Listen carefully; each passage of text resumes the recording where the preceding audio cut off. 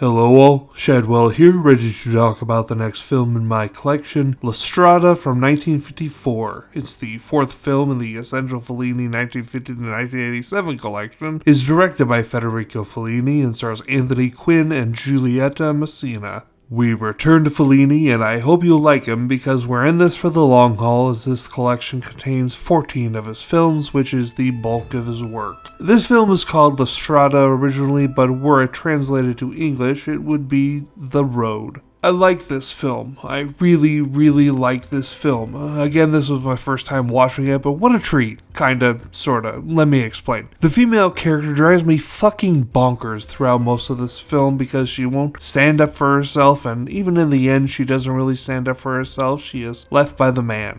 To catch up anyone who hasn't seen this film, La Strada is about she can best be described as a simple-minded girl who is sold by her mother to a traveling performer who showcases his lungs of steel by breaking an iron chain clasped around his chest, but, to crowds for money. He treats her pretty much like garbage, and she goes along with it not knowing she is deserving of anything better throughout the majority of the film, but even when her world is shaken by another traveling performer who opens her eyes, she keeps going along with the man until...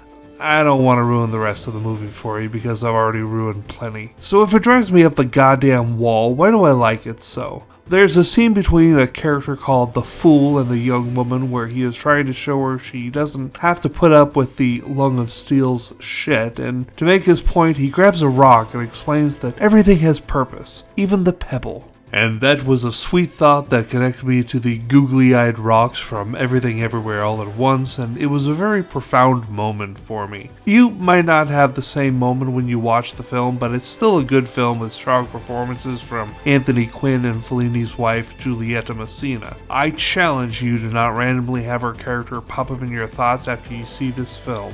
Another cool thing to note is that this was the first film to win Best Foreign Film at the Academy Awards, the year they instituted the category.